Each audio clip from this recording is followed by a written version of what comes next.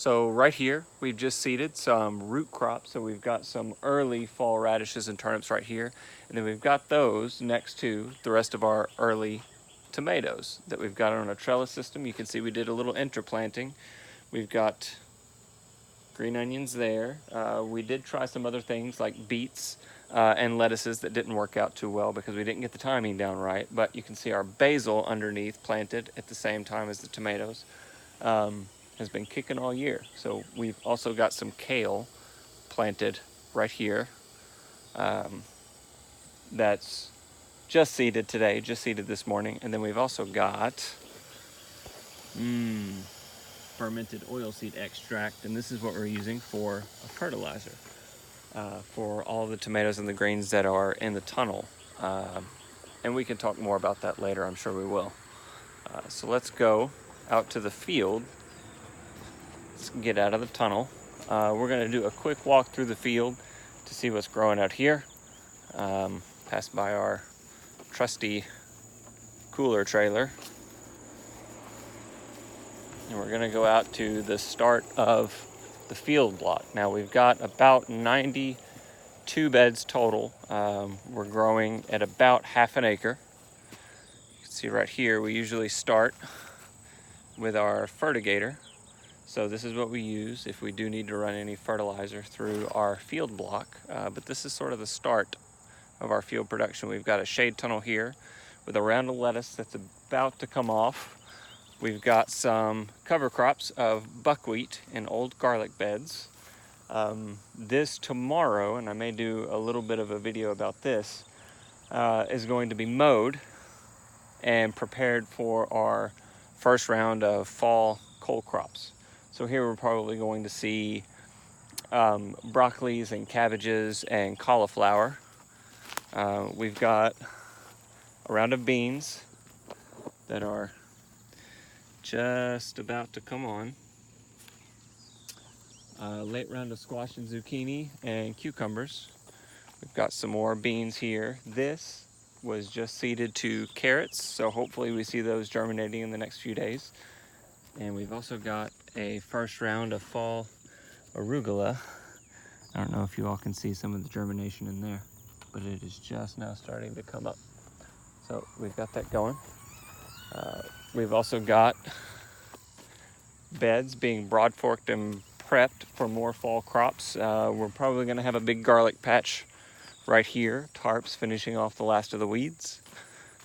We've got a caterpillar tunnel chock full of peppers that are all dead ripe and doing great. I'll show you how the peppers fare both inside and out of the tunnel here in just a moment.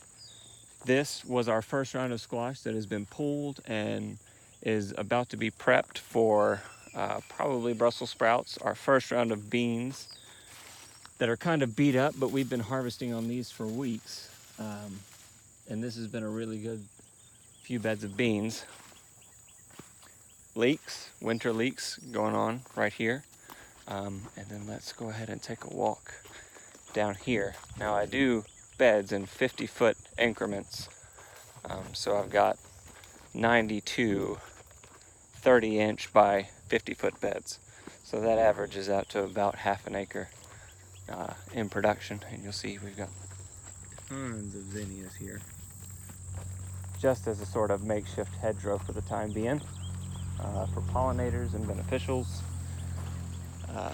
So this is the back side, the not so clean side, and you can tell I've marked it off the landscape fabric. This is probably one of my favorite ideas this year that I got from somebody else, is doing the border of the garden in this landscape fabric, sort of mark where the grass is good to grow and where the weeds are not, like this right here.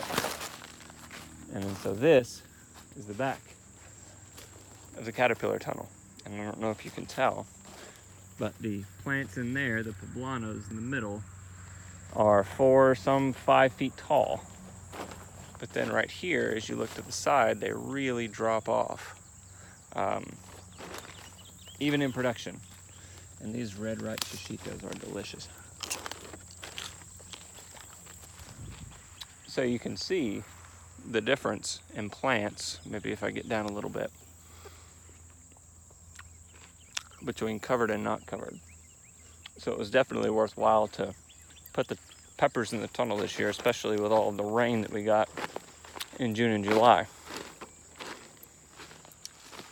This is the back half, more arugula, more carrots, more beans, squash.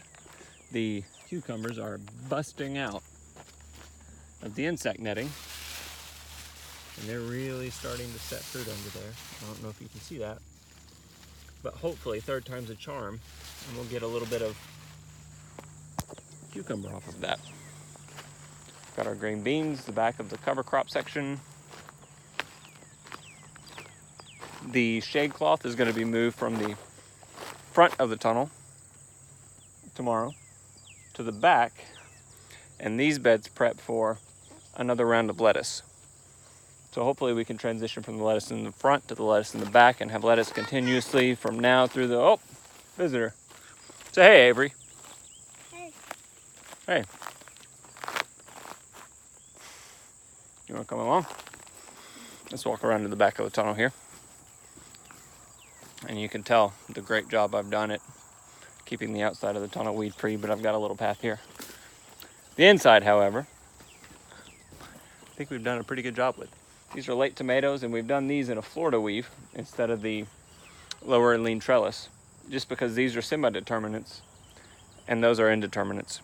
So we're doing something a little different just to see sort of the cost benefit and what works and what doesn't work. And then we've got our first growing crop of ginger and turmeric here.